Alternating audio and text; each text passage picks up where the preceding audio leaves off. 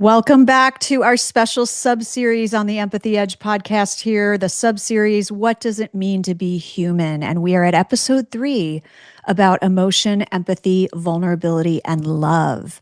And I am joined once again by my fabulous friend, empathy author, speaker, expert, advocate, activist, Rob Volpe. Rob, welcome. Thank you, Maria. It's great to be back. Episode number 3.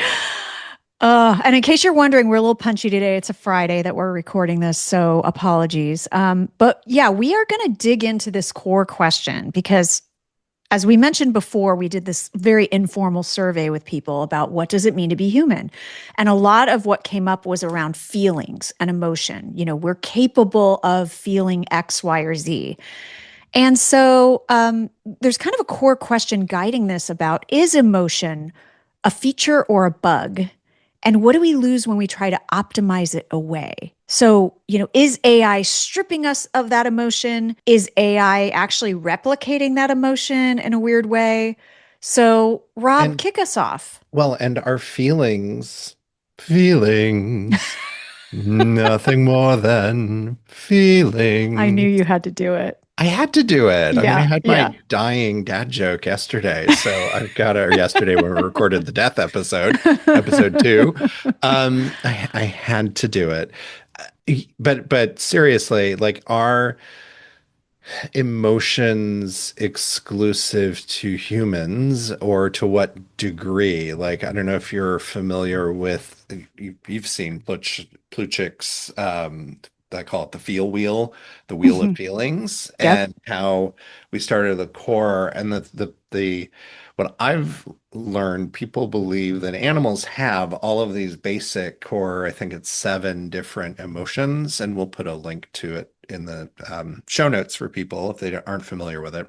But the idea is that there are these 7 core emotions, and then within each of those core emotions, there are subset emotions, and then within those subset, there are others, and that's how you get to the nuanced feelings. Yes. And all the idea is that all animals, and it might even be all life, I don't know, have that subset, those core emotions, but through the development of our prefrontal cortex, we have that more advanced, nuanced understanding of feelings and all the different sort of types of emotions that we can have. Yeah. And actually, as a parent, that is something when kids are younger, they talk to you about the feelings wheel in social and emotional learning circles about helping your children name their emotions, because we actually have to be taught how to do that. And when you get antisocial behavior at times, it's often because people can't express their emotions, and or they're limited to, I just feel angry, when we have an understanding that often behind anger is something else. It's fear, it's hopelessness, it's frustration, it's all these other things. And so that's one of the things they talk about in terms of raising other humans, is giving them the language to really parse out and understand those nuances. Like, am I depressed or am I just disappointed? Am Right. I happy or am I, exuberant? Things like that. And giving them the ability to scale and define their emotions. That's actually one of the first steps, talking about self awareness in our first episode. One of the first steps to being able to regulate your emotions is to be able to, I forget the famous person who said this or the thought leader who said this, you have to be able to name it to tame it. I like that. Yeah. Yeah, it's true. And so happy is one of those emotions. I just pulled up an image of the wheel of Mm-hmm. feelings. And so you've got happy as a core emotion. I think about my cats when, cats, just like dogs, get the zoomies and they're racing around. There's some maybe happiness there. But then there's that next level of, is it optimistic happiness? Is it trusting? Is it playful? Is it content? Is it interested, proud, accepted, powerful, or peaceful?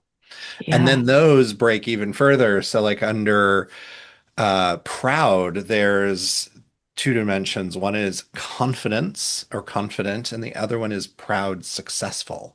Or content can be free, or it could be joyful. Mm. And so again, the further we go, and I like that it is important to name your emotions. And I think even as an adult, like, Mm-hmm. just, I think about like if I'm having a reaction to something and I'm in the middle of taking a curious breath to Hmm. respond, that's a time to think about, well, what is this feeling that I'm feeling and where is that coming from? Yeah, So that I can respond accordingly. But then also, if I notice, oh, hey, over time I'm continuing to have an issue, I can go work with my healers, therapists, myself, and explore it and unpack it and try to rectify right. what's driving that. I'm glad you brought that up about your teaching about empathy and that curious breath that you always talk about, because that is the way that we need to regulate our emotions. And just the fact that emotions are something we need to regulate in certain circumstances is just an interesting discussion, right? Like, what is the purpose of emotions? And you and I, we want to give the caveat to everybody.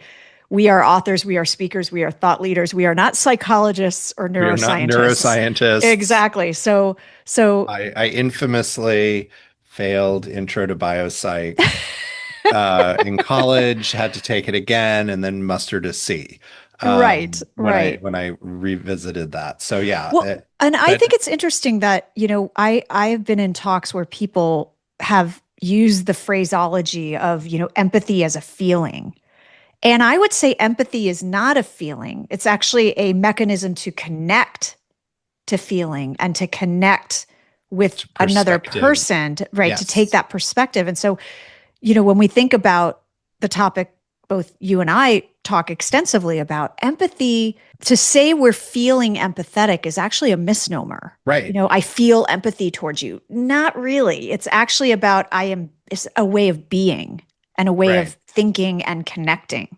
Right. It's, I guess you can have empathy with someone, and that's Hmm. always that key distinction. It's not for, it's with. Right. Because I always talk about, and I say, look at my hands in the little video monitor, Uh huh. because I have a presentation up and I'm a little box on the side, but I'm like, I'm holding my hands at the same level right in Right. front of my face. And that's what I'm doing right now for those of you that are listening. And it's about being at that same playing field, that same level field. Right. That's the with.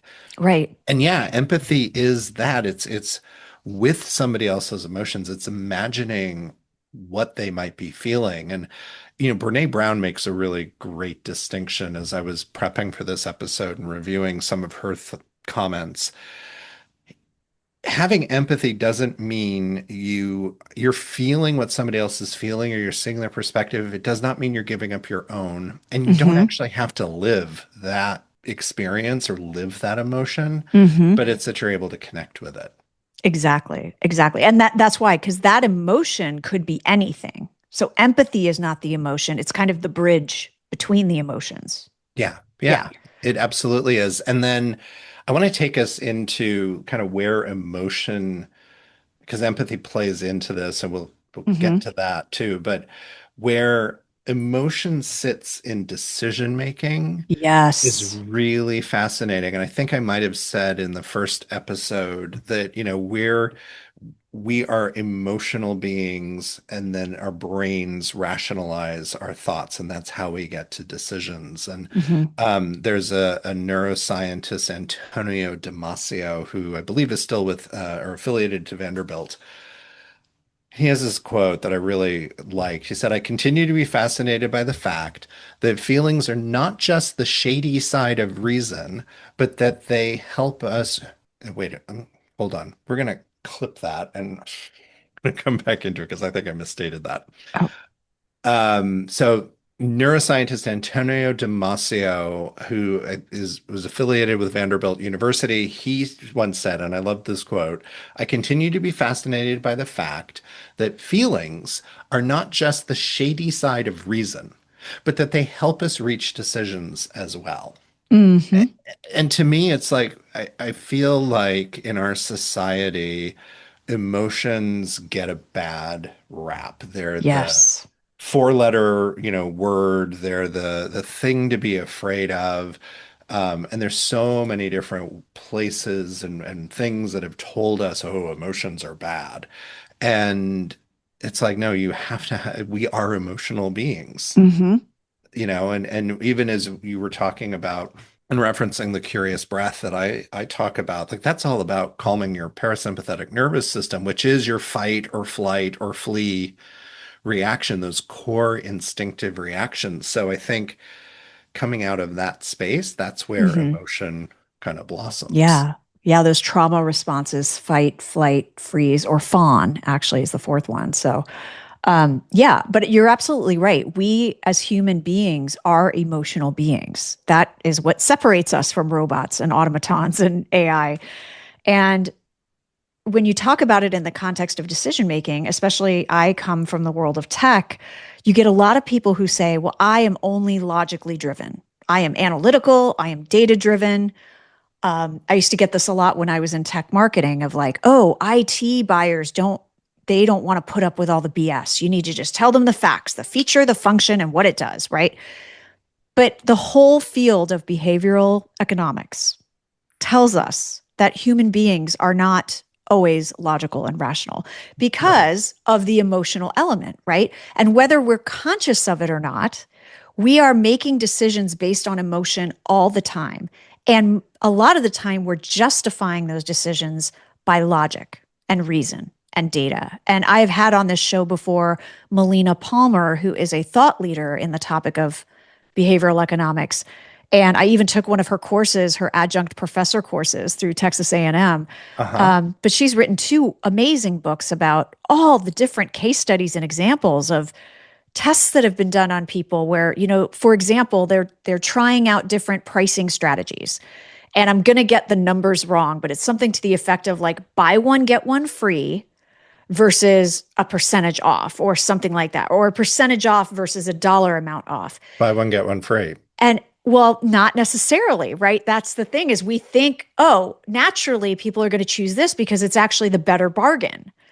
But it's the way things are phrased and the way they're positioned, and we're buying based on emotion because that sounds better. Yeah. So there's so many examples in her amazing book called I think it's called What Your Customers Want But Can't Tell You or something like that. And she cites all of these studies and these research studies done in retail environments, right?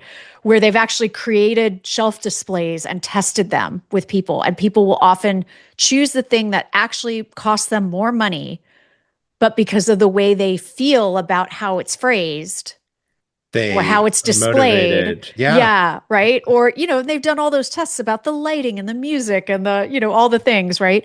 That we make these decisions all the time. And again, you might say, well, I only make decisions logically, but that Mhm. is actually impossible as a human being. Yeah. And I see that all the time in my marketing research as we Oh, try to yeah. understand and unpack how people are making the decisions in their life. And how familiar are you with system one and system two thinking? Oh, the fast and slow The thinking. fast and slow thinking? Kahneman, is that the author? I think so. Daniel Kahneman. Yes. Yeah. And I mean, system one is it's fast thinking. It's the emotion, it's the reaction to stuff. And then system two is the, wait a minute, let me think Yeah, about let that me for a let me second. process this a little bit more. Yeah. Right. So you've got emotional brain, rational brain going. And actually, I say emotional brain, like th this will tangent us for a second. And I think we should put Melina's interview with you Oh, in we're the show going to. notes for Yeah. sure. Good. Hmm. But like, where in your body do emotions show up? Oh, that's the whole field of like physiology, right? Yeah.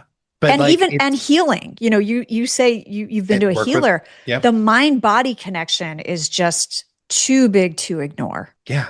And Yeah. and and so I was exploring with my friend Claude about this, and there's some studies that find they worked with people to understand where they were feeling different reactions, and when there's anger, I think it's more in hatred. There's more of an upper body kind of expansiveness, and then depression is a shrinking sort of feeling, but it's happening physically. It's manifesting physically in your body. Right.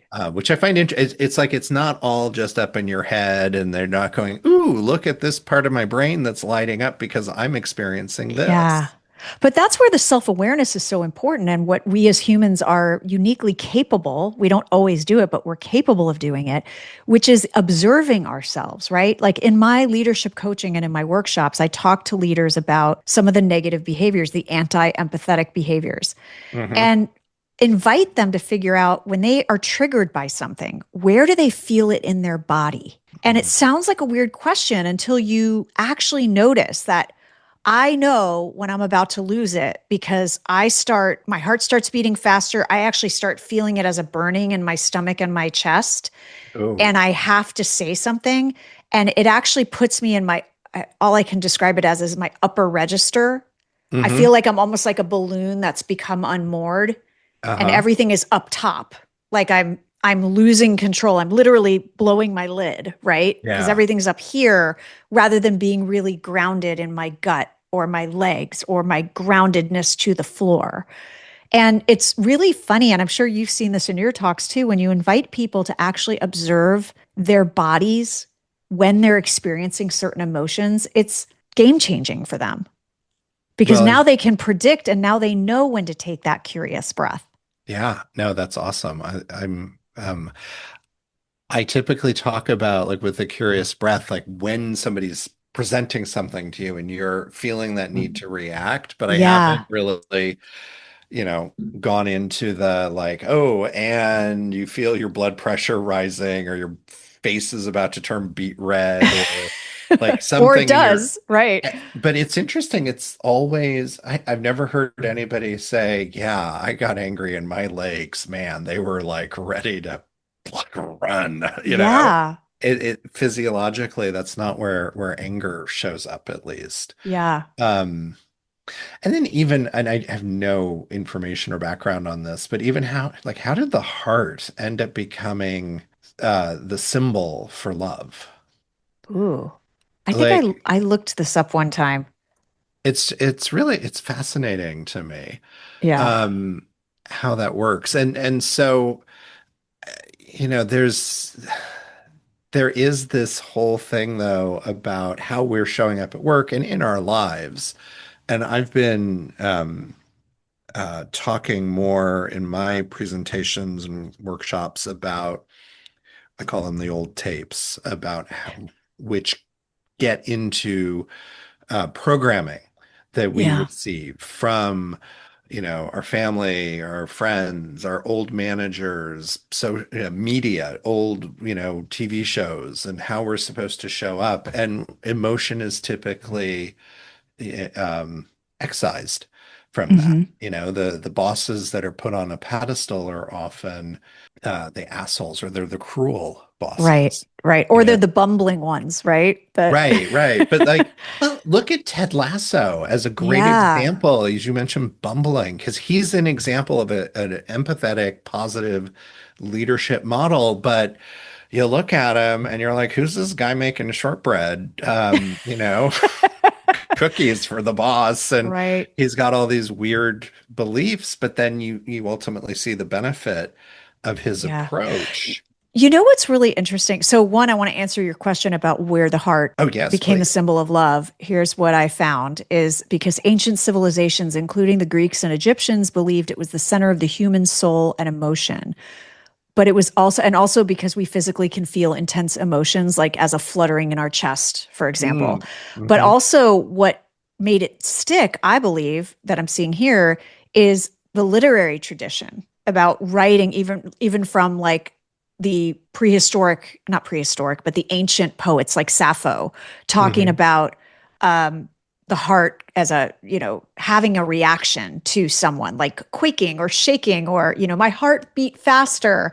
And so that's what I'm seeing is why that became Which associated with that. I'm laughing right now because I'm kind of going, yeah, because it'd be really awkward if it was my liver, like imagine if it had been a different You organ. send my liver all aflutter. Yeah. My liver is quivering at when I see you. So If your liver is awesome. quivering, you really should see a medical Yeah. professional, I Yeah. think. Well, Um, you know what's funny though? but that's an example. It's not an old tape, but It's just Yeah. that example, though, of when, way back when they Yeah. started using this and it stuck. Yeah. And similarly, it's this, and I think this is one of the waves that all of us empathy advocates, activists, and aficionados are pushing against is this idea that empathy is bad and Right. too much empathy is bad. And, you know, Well, do we need to talk about Paul Bloom? I think we need we to talk about Paul can we Bloom. talk about Paul Bloom? Let's talk about Paul Bloom because I think he's greatly misunderstood. But why Oh don't you my gosh. give our listeners a little primer in Paul Bloom and his work? Paul Bloom came out. He's a Yale professor. I'm going to give him psychiatrist. He might just be a psych. Oh, just. It's not even shame. Not no shame against psychologists. He's either a psychiatrist or psychologist. He is a mental health expert. Psychologist. He is a psychologist. He teaches at Yale or Hmm. is affiliated with Yale, and he wrote a book called Against Empathy. And his argument was like, you shouldn't allow yourself to be overwhelmed by emotions, and you needed to actually measure that or marry it up with rational thinking. And it was a rational compassion, radical candor. And that, I mean, when his book came out, I was like, what? You mean against empathy? But then when Yeah. I read it, he wasn't against empathy. He's just saying, don't let empathy rule everything. Don't let your emotions get the best of you. Don't let your emotions rule all of your decisions. And you need to have that balance Right. between emotions and rational, logical thinking so Hmm. that you can make the best decisions. Right. Well, and that's what again makes us uniquely human is when we're aware of and in control of how we balance our emotion and our logic so that we can make decisions that help us move forward. And to your point, that was actually the first book I read when I started my research on my first empathy book, The Empathy Edge, was Against Empathy. And I walked away with the same impression you did, is that he wasn't saying that empathy was bad per se. He was just saying we can't solely be driven by our emotions, right? Yeah. And this is also, when people, when the coaches and the lifestyle gurus say follow your bliss, that's why that doesn't work either, because it's purely emotionally driven. And, yeah, you need to follow your bliss, but there's a lot of other things you need to factor into that decision before you go off and join the circus or do whatever you want to do.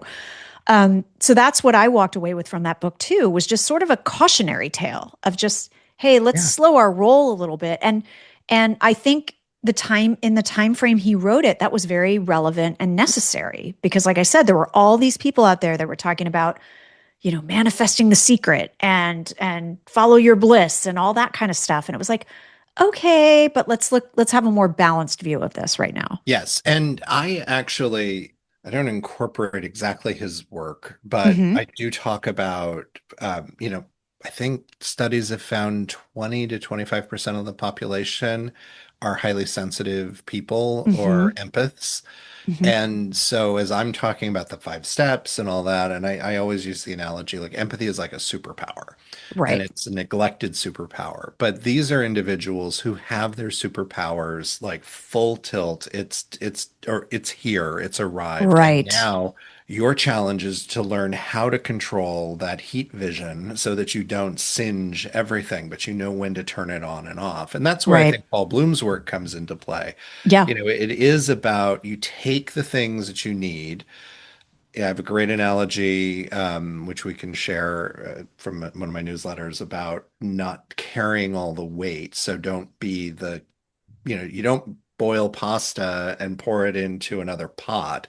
When it's ready, you put it into a colander and it allows you to keep the things you need, the pasta, and lets the rest of the water, the rest of the energy effectively drain away. Right. And there's a video, and I have the colander over my head, and it's cute, huh?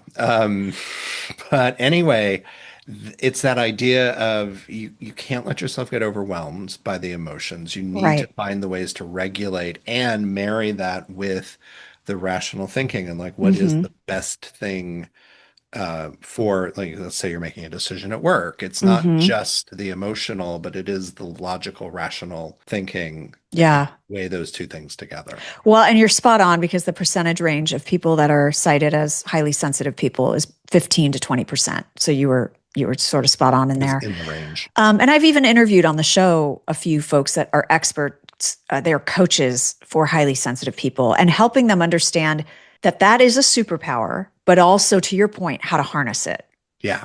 and Yeah. not let it get the best of you, right?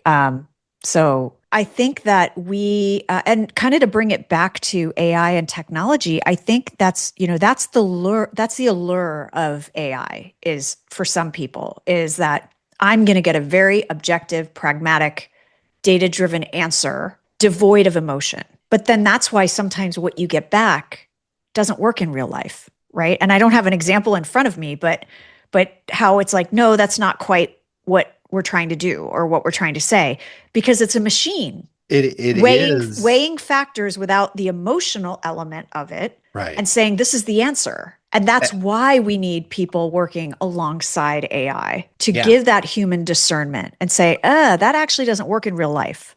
The And you way don't know that doesn't work in real life because you don't live in real life. You're a you, machine. yeah, you're a machine in some ether. Yeah.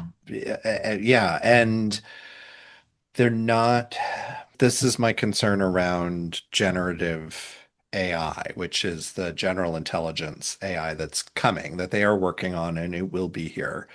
I think we have an expectation that it is going to be just like us. I think we just feel that way. And what we're not really prepared for is it's going to make decisions based solely on logic and rational whatever, and there may Uh-huh. be some programming in there of like your job is to protect humanity at all costs. That's your Right. prime directive. Right. What does that actually look like? Right. And that idea like, well, if man is trying to turn me off, then I can't protect humanity, so I won't be able to do my prime directive. Therefore, Yeah. I need to get rid of those men that are doing that. Mm. But even a basic decision around, um, let's take it back. We were talking about behavioral economics, and people are using AI in their shopping, and there's a lot of that in there. Well, you can be at the market, and let's say you're letting AI do your shopping for you. Right. Well, the store brand mac and cheese is actually cheapest, and therefore that's the one that you should buy because logically I'm trying to help you save money because I know you want to go on a vacation or something. But you have a really strong attachment to Kraft Blue Box mac and My cheese. son. Yes. Yes, because and so if you don't deliver that, Right.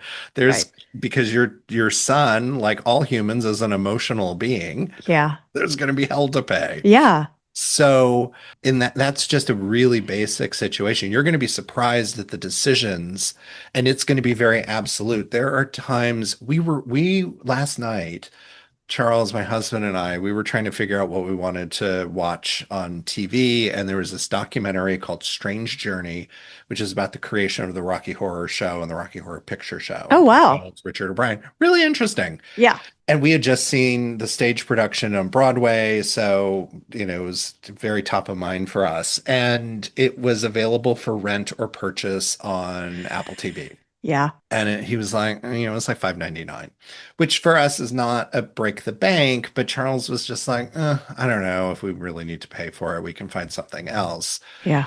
Okay. And then like a minute later, he's like, oh, you know what? Let's watch it. There was emotion Yeah. behind there's was nostalgia. He had a good time at that show a month ago.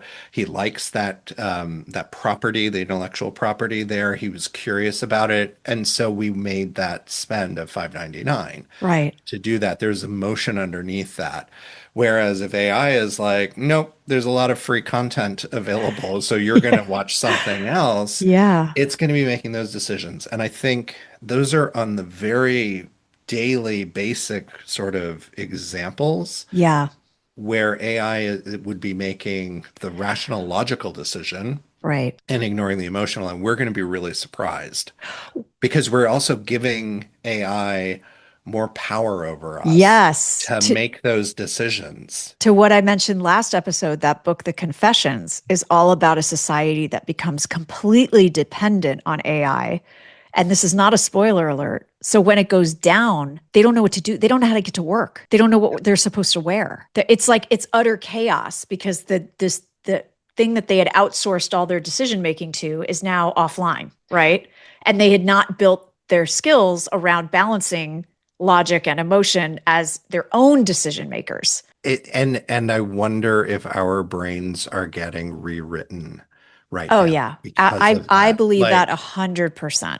and Kirst Murray, my energy healer, when I was talking about what does it mean to be human, it was one of the things like love is what Yeah, makes us human. yeah, But she was saying like our brains are just constantly getting rewritten and yeah. rewired. And not Yes. just because of AI, but like social media has done that more recently. Right. Industrialization has done that, agrarian society, like all our brains are constantly changing in the neural pathways, I think. Right. There's that, what is it, neuroplasticity? Neuroplasticity. Well, and it's not just because of the thing.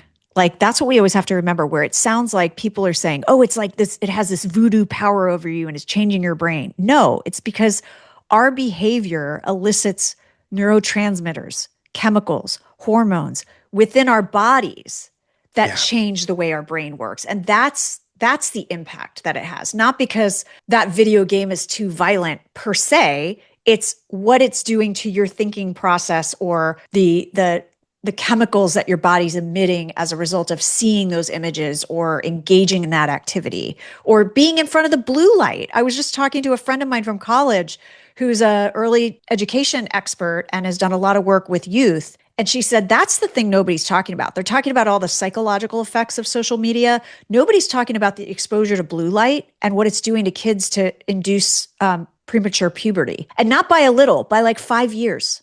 Wow. Which was already a problem before blue lights. Like, Right. yeah, wow. Right. So anyway, I mean, we're kind of going off topic a little bit, but yeah, I mean, I think it's we need to have that appreciation for the fact that we make richer decisions because of our combination of emotion and logic. And while it's seductive to say I want to outsource all those mundane decisions, think about all the decisions, Rob, you've made in your life that were purely that didn't make sense on paper, right? That were like that because of love, because of your gut, because of following a passion, because of timing, because of whatever it was, where if someone had told you to weigh those decisions, you might have gone another way. And there was something in it for you, in your gut, in your heart, in your emotions that said, no, this is the way I want to go. This is the decision I'm going to make. Well, Everything from who you marry to to the who I school you go to. to being honest about my identity as a gay Yes. man, like Right. coming out on paper.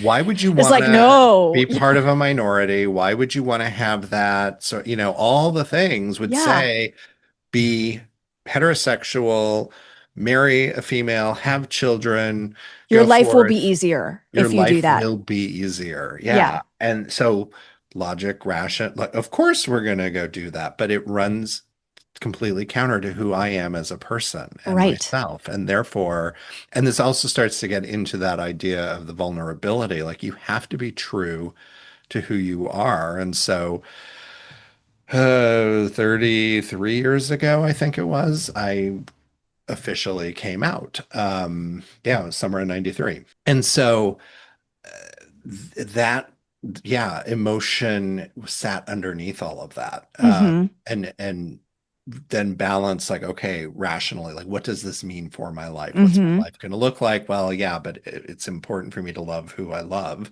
Right. And that comes together and plays out. Completely. And that's why you need both of those things to make the right decision, right? And there's two pieces of work by the Heath brothers, Chip and Dan Heath. I have devoured all of their books. But one of their books talked about persuasion and the idea Mm. of bringing together the rider and the elephant. I think that was the two analogies. I can't remember, but anyway, it was your thinking brain and your emotional brain.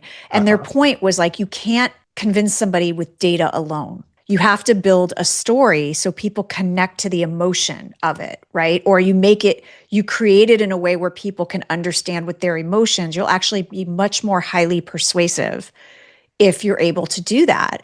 And then they had another book called Decisiveness, or Indecisive, and it was Mm, how to make better choices in life and work. And that was another seminal book where that debunked the myth of the fact that a pro and con list is the best way to make a decision, which many of us think it is. It's very analytical. It's very just like, let me get all the pros and cons on the table.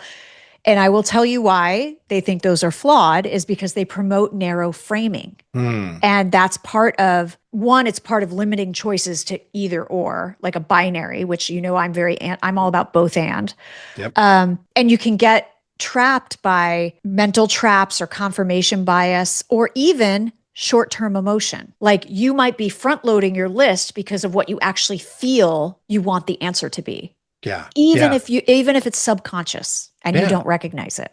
I, I'm I'm thinking about Ross on Friends and his pro con list between Julie and Rachel, and I'm like, yeah, there was emotion because he said like on the Rachel list, Wait, Julie was is not Julie the Rachel. English woman? No, No, that was Julie was a different one. Julie was the season two girlfriend. Okay, got it.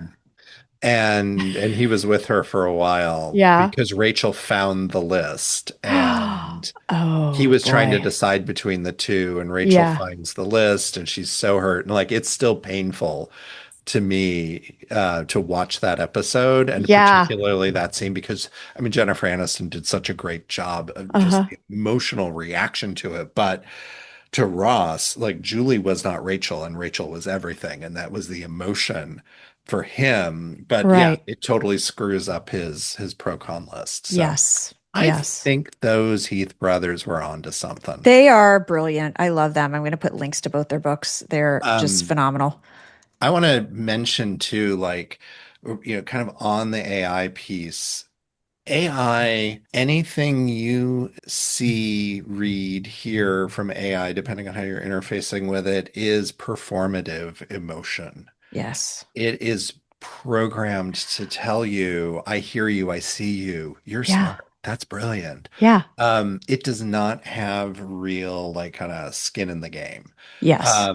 It's just processing everything. And so as a result, that's what sucks us in, though, is that Yeah. emotional piece. And this is what I was talking about with AGI as well. Like, don't think that you're getting real emotion out of your AI interactions, but Hmm. many of us are getting caught up in that and thinking that, oh, this is giving me what I need. And there's Yeah. a woman in Japan who married her AI friend, quote unquote. And God.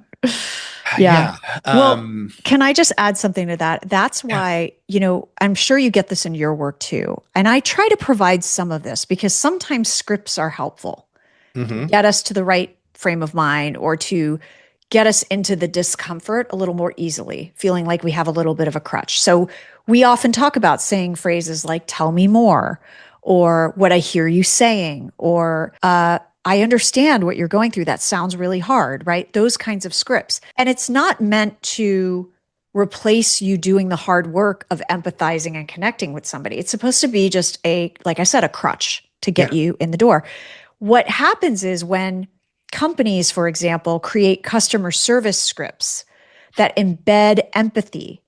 And this is such a great example of what happens when the true emotion is not there. If you've ever had a customer service call or an hmm email that, well, first of all, I'm so sorry that you're experiencing that. We never want our customers to experience that. That line, if delivered like a script, makes the customer even madder than they yeah. already are, right? At least for me, it makes me even angrier because now I know they're following a script versus someone who can maybe take that and make it genuine. Like, oof, that sounds really tough. Something like that happened to me a while back, and oh, let's get this taken And care they're of for being you. in that moment and in this plane of Yes, existence with you. emotion to emotion. Yes, Exactly. They can feel the level of your emotion. They're not trying to infer tone and right. sentiment off of typed words and uppercase, lowercase, Yeah, ranting. yeah, It's actual legitimate feeling human with you. feeling because Right. I'm hearing you. Right. But that's my point is also that it's not enough to feign the emotion. We are actually smarter than that as humans. And so we can Yes. tell when it's fake. Often we can tell when it's fake versus when it's genuine, and it can exacerbate the situation if it's not genuine. Oh So yeah. you can start from because when I deal with my data-driven types or my folks who are not necessarily touchy-feely, they admit like using these phrases feels weird because I would never use that phrase. And it's like, well, A, find a phrase that works for you, but B, your work is to be interested, to learn how to be more curious, to learn how to hold back. That's actually the work. If it was easy enough that we just gave everybody a script, then everyone would be empathetic. Right, right. Well, and that was an interesting thought experiment. I was like, okay, what would it be if we were, so, there's this whole idea of like we're all rational beings. What would it be like if everything was dominant emotion Yeah. or if AI was all emotion? Oh, yeah. Like That would not be great either. Yeah. it wouldn't, but yeah, that would be really uncomfortable. Totally. And, I know that I'm a user of AI like you are, and I have actually had to tell Claude to not be so sycophantic with me, to not think everything I'm doing is great and be this like toxic positivity cheerleader. Like, I want you to be straight with me, is kind of Well, how that's the tone I want from and AI. So I here's remember that it's not a person. here's what hits differently about the way you just what you just said, Maria. To be sycophantic and hits differently being a phrase I find shows up in AI quite a lot. Or that's a great question. And it's like you're not helping me. You're Yeah. you're making me feel maybe you're making me feel better. You're inflating my ego. Or making you angrier, like I Or said. making me angrier because yeah. And let's like, and I have to I've run into the same thing. And it's like, okay, Claude, let's lay out some ground Let's rules. have a talk. Like, I appreciate the support, but I really need you to be a critical thought partner here. Tell me Yes. when something's not working. And so to anybody listening, if they haven't done this yet, like tell your AI What you need. interface what you need and ask it, how do I get this into your kind of programming on my account Yeah. so that it knows how to do Yeah. that. Can I just say something about emotions as we relate to technology? Yes. Because this struck me today. I have achieved huge time savings as a solopreneur, leveraging AI as a thought partner, and saved hours of cycles of going Mm. around in my own head by just having something I can bounce ideas off of, or something that I know is pulling information from other parts of the internet as we talk so that I can get a fuller picture and actually generates more ideas for me. I was working at a coffee shop this morning and doing some work with AI, and my emotion around it was relief and a sense of not being alone as I was working with AI In a coffee shop surrounded in a by coffee all shop these surrounded by people. people. But I felt like I've been doing this whole solopreneur thing for about 18 years. Yeah. And I feel so much less lonely doing my work, even though I reach out, even though I network and I make time to connect with human beings on my day to day, my tasks, it gives me a sense of calm and relief and a sense of not being alone, which is all emotional. What, there is this like warm, cozy conversation that I like kind of, it's like sliding into Claude's DMs and being like, hey, what's up? Yeah. And then engaging with it and going as long as I need to. Yeah. And it is to the credit of the programmers and the people that design this that it is an interface. Like they are doing a good job, but with great power comes great responsibility. 100%. But that it does kind of elicit that. I think you just have to be always aware You have to be that there's aware. not a human sitting across from me on the other side of this. This is A machine. something else, a machine, an Yeah. entity in the cloud, Yeah. and it's telling me what I need it to tell me, Right. and sometimes it's telling me what it thinks I want to hear. Right. Well, I have a friend who's very careful about the language she uses when she's talking about interacting with AI. So whenever she finds herself saying, like it gave me validation about this thing, or I it really liked when I did this, she'll stop herself and say, the algorithm came up with an answer for me. Like she's very specific about correcting herself about interacting with AI in any sort of human way. And I find it fascinating to talk to her because she's constantly doing it in the moment of the conversation you're having with her. And it makes you think about all the times that you talk about Claude as your buddy, right? Yeah. She will stop herself and say, the algorithm led to this answer that was satisfactory to me, just to remind herself she's not dealing with a human being. That's good. I like Yeah, it's that. good. I was like, you need to write all that up for I'm people. gonna, yeah, and I'm gonna link that to kind of a final thought that I've Okay. got around all this and emotion and empathy and that performative nature of it. There was a lot of laughter on the internet. When was I was going into Memorial Day weekend when Melania was, yeah. Well, anyway, Melania was giving a speech at Melania the Trump, White House. Melania Trump, First Lady. Yes. First Lady. She hasn't received single name status. She's not Charo or I don't know. Cher. We have a global audience. I'm just making Oh, sure. that's true. When the first current First Lady of the United States, Melania Trump, she was at the White House and they were doing an event for the military families. And she talked about Donald Trump's empathy and compassion. And people in the audience actually laughed. Oh my gosh. And he kind of made a face and an acknowledge like it was Yeah. yeah kind of that thing. But it got me thinking like does he actually have the ability to have empathy and that perform so there's that performative nature of AI. I Uh-huh. don't know Donald Trump. I've never had a personal interaction with him, so I can't say if he truly does. I only know his public persona. But there are all those other people that are around him as well. And if they are all having performative empathy towards their audience, the people that they've enraged and in order to obtain power, that is, and Simon Baron Cohen talks about this in his work and in his book, The Science of Evil, that that is actually evil. That weaponization of empathy Hmm. that you're using, and it's this, I don't know, he describes it as an erosion, but I think of it as, you're weaponizing empathy, you're performing it. It's something that narcissists and sociopaths, which Simon Baron Cohen has done a I lot was of gonna research say, on, yeah, that's what they do and how they do this. And they are devoid of a lot of emotion right. and therefore they're performing it for the Exactly. audience. Well, and like you said, any emotions can be used for good or for evil, Yeah. right?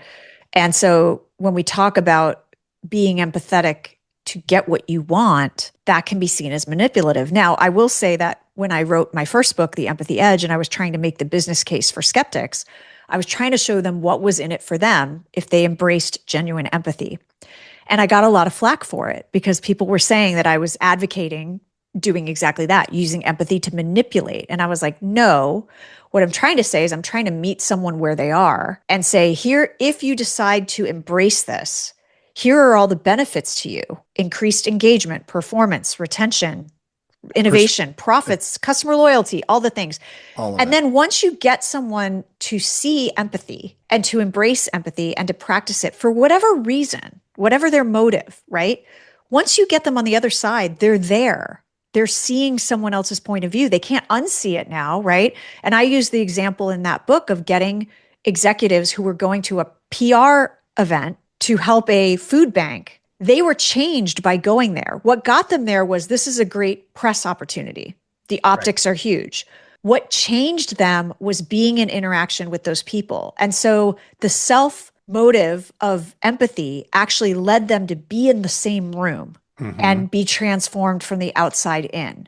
And that's where emotion can overrule logic. Yes. And going back to Damasio, the neuroscientist at Vanderbilt, talks about how emotions also equip or encode consequences. Yes. guilt, shame, all those things that we feel as a Conscience. result. Conscience, Yeah. not Conscience. consciousness, Sorry, not conscious. conscience, Conscience. Yeah. conscience. Yeah. So emotion does all of those things. Empathy helps. Empathy helps persuade. There's nothing wrong with that, but you have to have that moral code. Well, and you need to go Um, into it not hoping that's the outcome.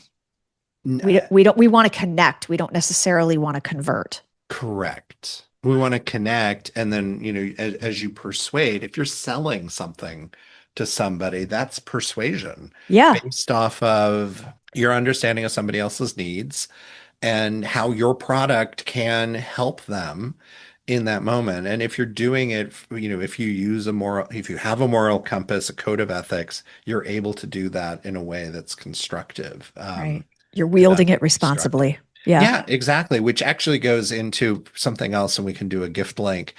Our friend Michael Ventura's New York Times op-ed piece about the dark side of the force, where he was talking, it was a year ago, about what was wrong with the way Elon Musk and the White House was utilizing, they were misusing empathy. It was this weaponization that was happening, and Yeah.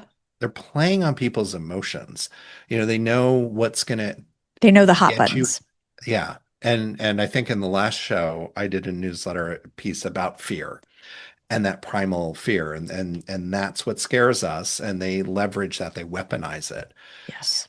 So they're having empathy with that base emotion. They understand, oh, that base emotion, that's going to motivate people. That's going to get people to vote for me or support me or storm a Capitol building for me. Yeah. And I'm going to leverage that. Yeah. And that's what ends up happening. Hmm. And it's wrong. It is wrong. It is wrong. And that's why, just kind of circling, kind of closing the loop on this discussion is one, being able to recognize our own emotions and not hide them or not believe that they're a weakness, but leverage them to make richer, fuller, more holistic decisions.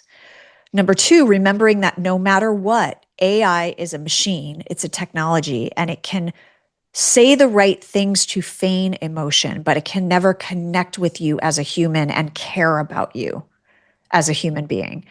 Um, and then third, understanding when someone is leveraging emotions to manipulate Yeah. and having our guard up about that. Yeah.